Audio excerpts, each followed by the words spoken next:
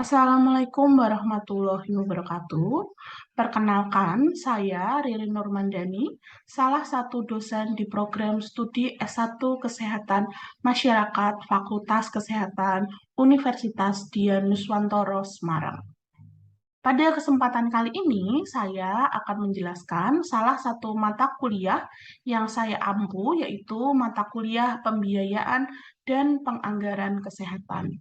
Mata kuliah ini merupakan mata kuliah yang termasuk dalam kurikulum nasional program studi S1 Kesehatan Masyarakat yang dapat diambil oleh mahasiswa semester 4 dengan jumlah 2 SKS teori.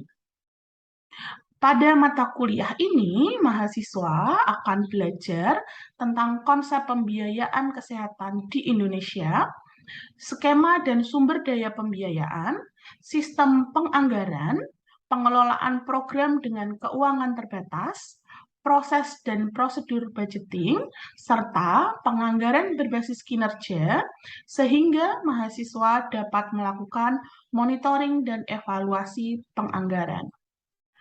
Untuk kemampuan yang diharapkan dalam proses pembelajaran ini yaitu satu, mahasiswa mampu memahami konsep pembiayaan kesehatan di Indonesia.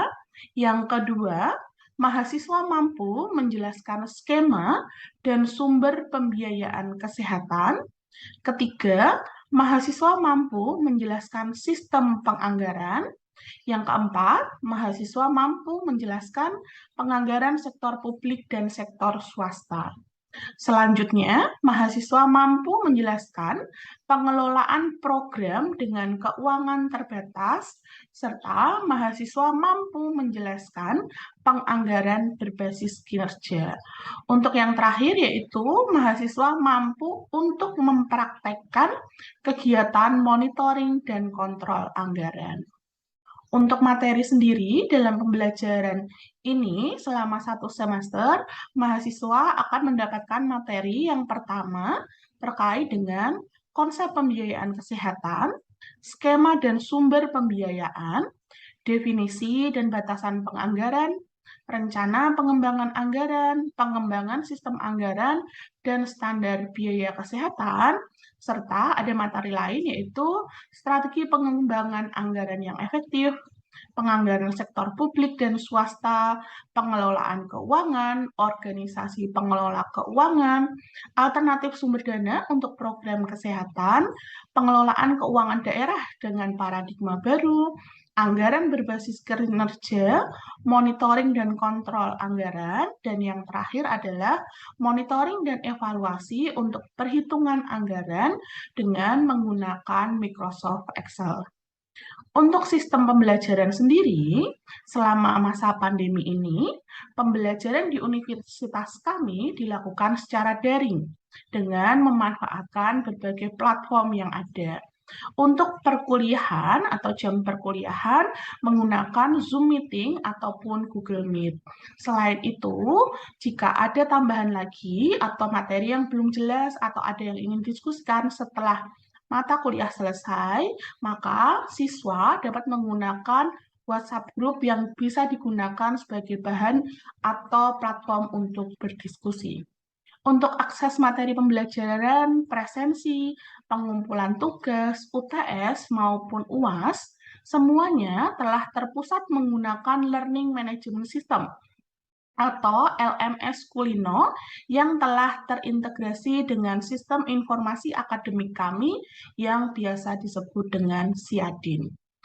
Untuk metode pembelajaran yang digunakan selama perkuliahan ini adalah dengan metode Student Centered Learning, di mana sebelum materi dimulai, saya akan mereview materi serta mereview tugas yang telah diberikan pada TM sebelumnya. Saya akan menanyakan kepada mahasiswa apakah bersedia untuk mempresentasikan tugasnya. Jika bersedia, maka mahasiswa akan mempresentasikan tugasnya, atau saya juga dapat menunjuk beberapa mahasiswa untuk mempresentasikan tugasnya.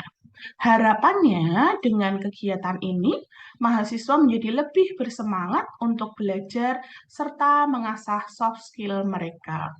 Review tugas yang telah disampaikan akan digunakan sebagai bahan untuk masuk pada materi yang akan diberikan. Selama proses pembelajaran, agar mahasiswa tidak atau tetap berkonsentrasi, maka kami melakukan diskusi dan saya beberapa kali melemparkan pertanyaan atau menanyakan apakah ada pertanyaan dari mahasiswa. Di akhir pembelajaran akan ada tugas yang harus dikerjakan oleh mahasiswa baik secara individu maupun secara kelompok. Tugas ini digunakan sebagai salah satu penilaian untuk melihat tingkat pemahaman mahasiswa dalam penguasaan materi yang telah diberikan. Terkait dengan sistem penilaian sendiri, sistem penilaian dalam mata kuliah ini telah disepakati antara dosen dan mahasiswa pada TM1 dan dibagi menjadi beberapa poin.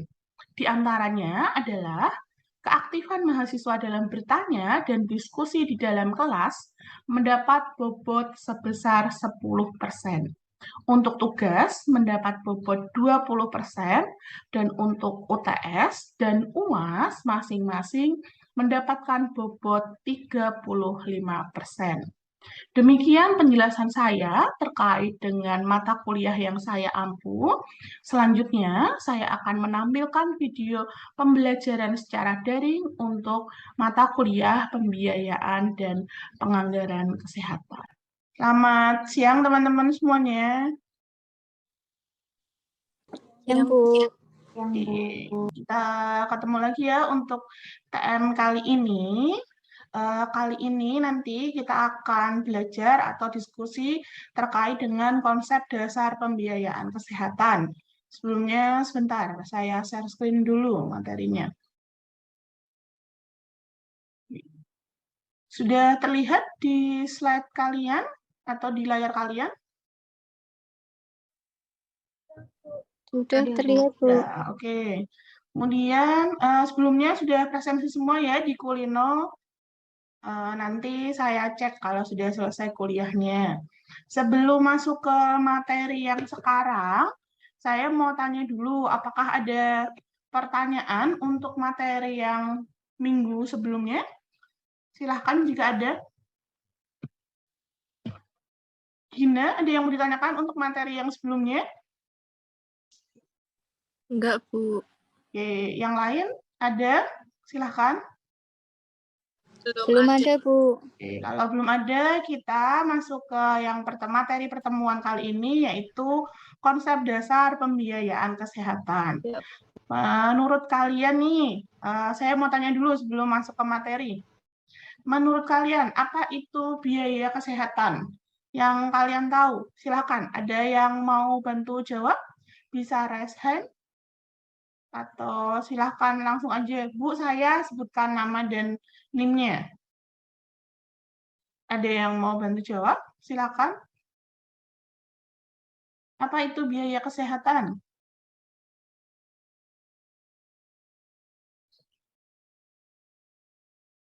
Siapa yang mau bantu jawab? Silakan. Apa itu? Biaya kesehatan. Izin menjawab, Bu. Iya, silakan Octavia.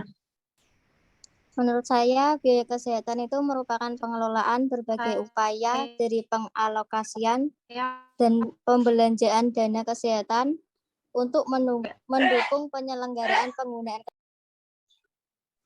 guna mencapai derajat kesehatan masyarakat yang setinggi-tingginya. Jadi biaya yang dikeluarkan untuk memberikan pelayanan kesehatan, gitu ya Gin ya? Octavia, agar mencapai derajat kesehatan yang diinginkan. Begitu Octavia? Iya, Bu. Ya. Begitu. Oke, coba kita lihat lagi. Oke.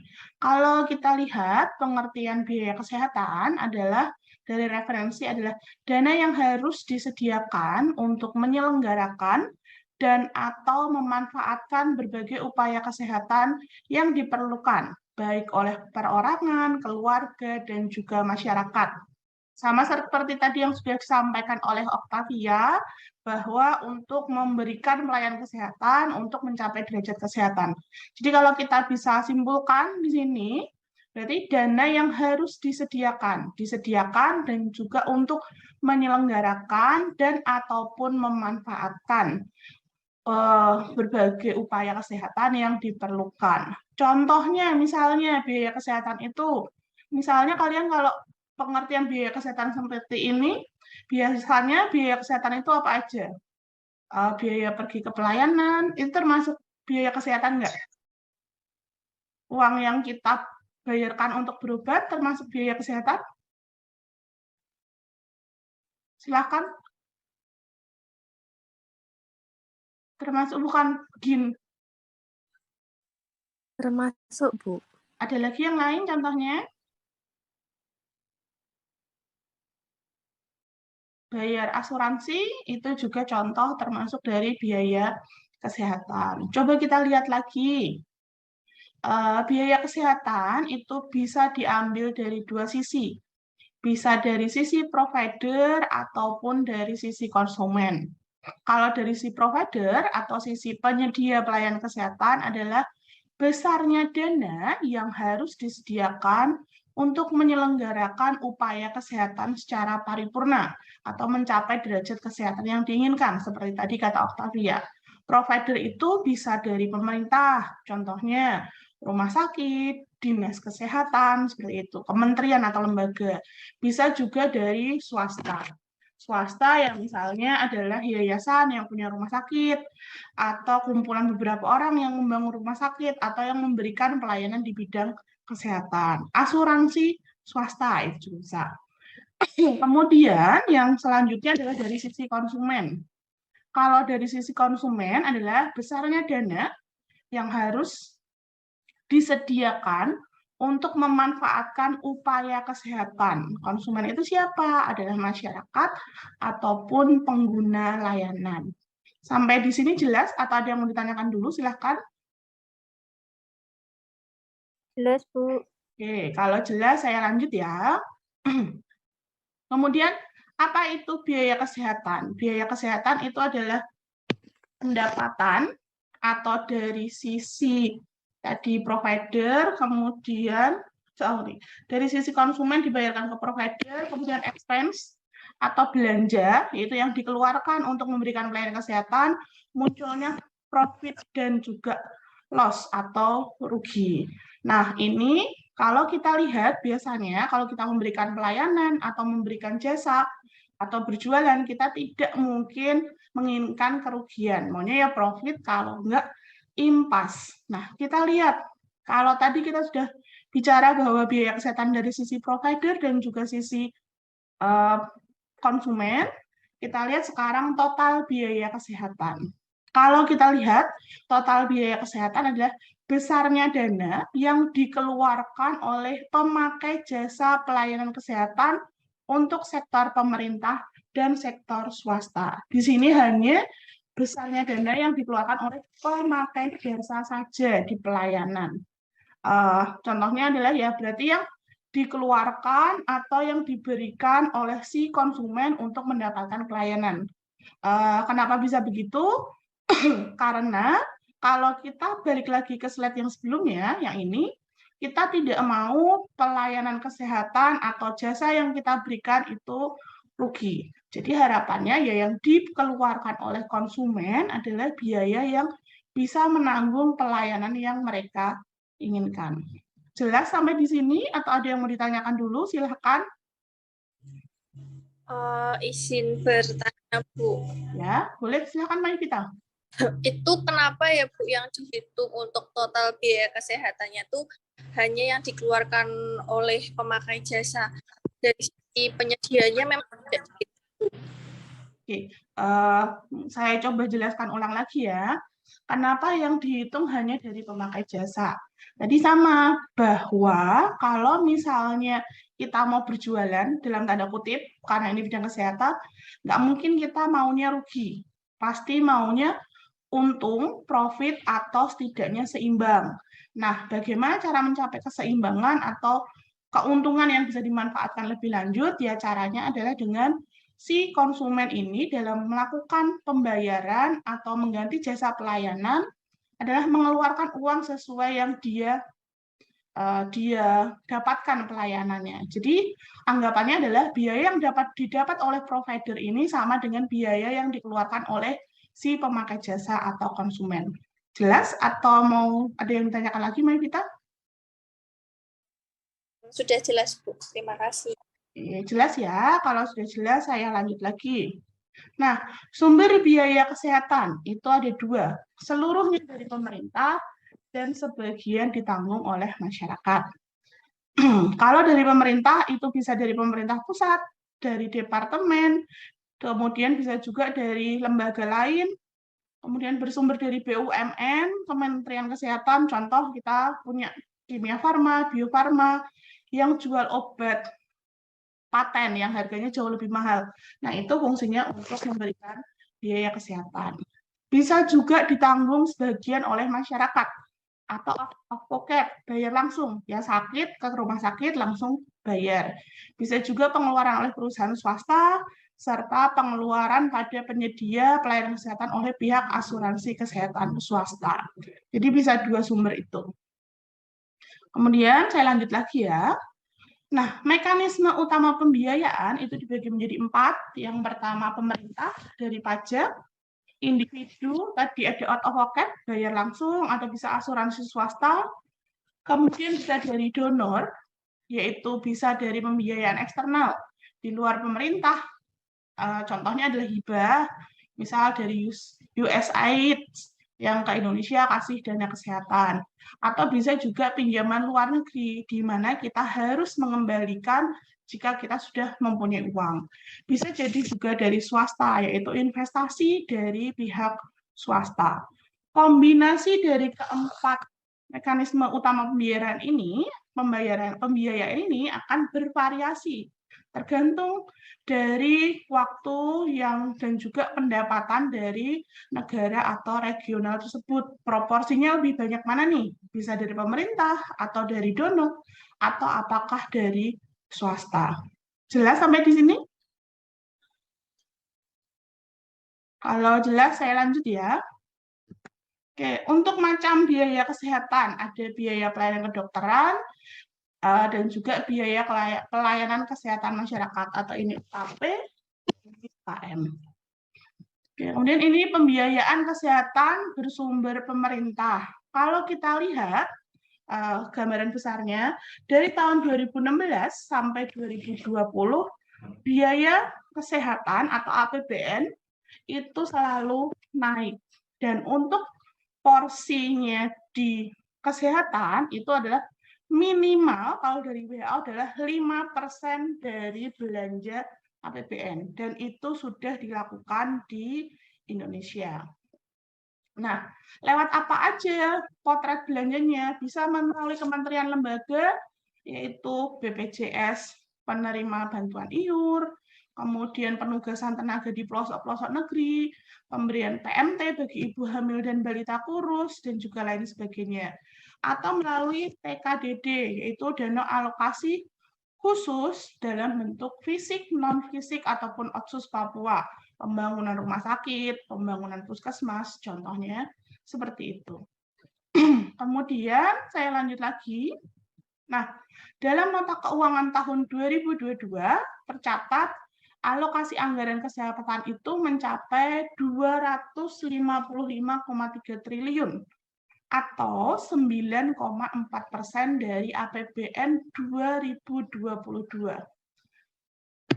Porsinya besar, karena kita tahu di tahun-tahun belakangan ini kita sedang terkena pandemi COVID-19, di mana gelontoran untuk biaya kesehatan pasti jauh akan lebih besar untuk menangani hal tersebut. Nah, anggaran tersebut dialokasikan untuk mendukung peningkatan kualitas pelayanan kesehatan yang lebih baik dan merata di pusat ataupun daerah. Oke.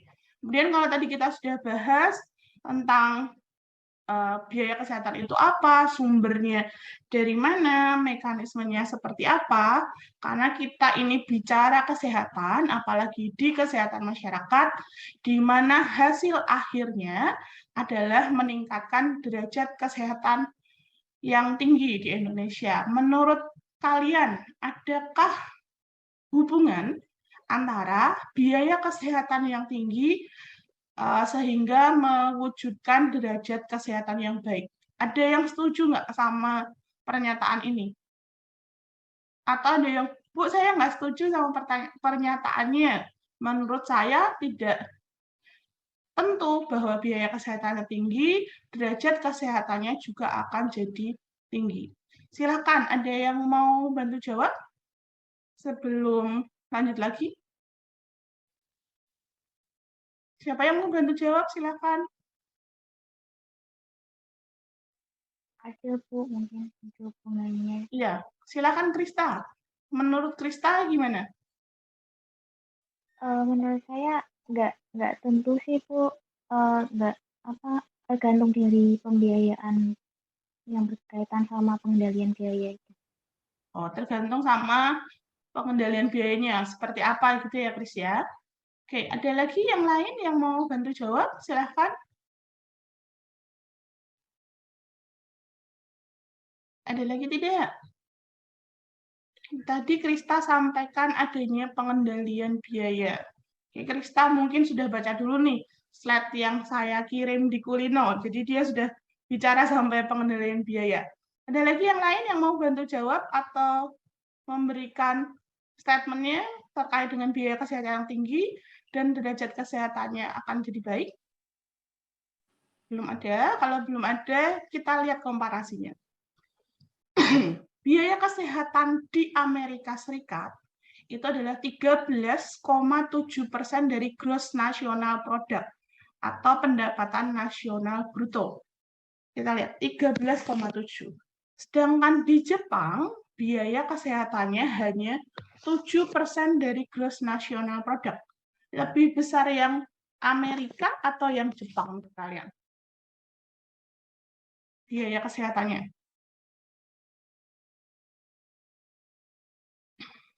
Amerika Bu. Yang mana, Zahra?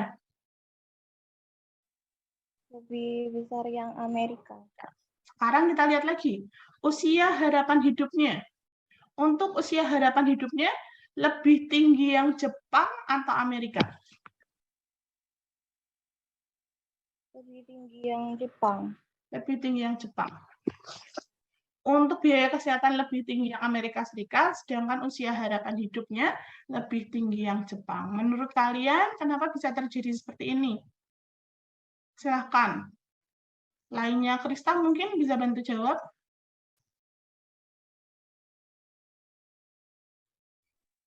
Saya izin menjawab ya Bu. Silakan, Zahra. Menurut saya mungkin karena di Amerika Serikat itu biaya kesehatannya tinggi itu karena pengeluaran dananya itu untuk penyakitnya itu lebih banyak. Kayak mungkin disebabkan karena gaya hidupnya tidak sehat gitu. Gaya hidup di Jepang sama di Amerika Serikat berbeda ya, Zahra ya? Iya. Ya, contohnya misal di Amerika Serikat gimana, di Jepang gimana, Zahra? Mungkin di Amerika Serikat itu lebih ke mengkonsumsi minuman yang beralkohol gitu. Daripada di Jepang itu mungkin kebanyakan lebih ke ikan-ikanan yang sehat gitu. Oke, dari sisi makanan dan gaya hidupnya ya. Oke, itu bisa menjadi salah satu hal yang mempengaruhi usia harapan hidup dan biaya kesehatan. Tadi seperti disampaikan Krista, ada pengendalian biaya. Nah, kalau kita bicara terkait pembiayaan, itu lebih pada kita lihat, nanti kita akan bahas di pertemuan selanjutnya, bahwa biaya kesehatan itu kan tadi ada UKP, ada UKM. Nah, kalau di Amerika Serikat, biaya kesehatannya besar karena sebagian besar digunakan untuk upaya pelayanan kesehatan perorangan atau mengatasi orang yang sakit. Contohnya tadi, minum alkohol atau pola hidup, gaya hidupnya yang suka junk food, dan lain-lain. Itu contohnya seperti itu. Jadi tidak melulu biaya kesehatannya tinggi, usia harapan hidup atau derajat kesehatannya juga akan tinggi. Akan banyak faktor yang mempengaruhi. Selain tadi ada gaya hidup, kalau kita bicara di biaya, ada pengendalian biaya. Itu digunakan untuk apa? Nah, pengendalian biaya ini nanti yang akan kita bahas untuk TM selanjutnya. Gitu ya. Nah, kemudian yang terakhir ada tugas yang harus kalian kerjakan.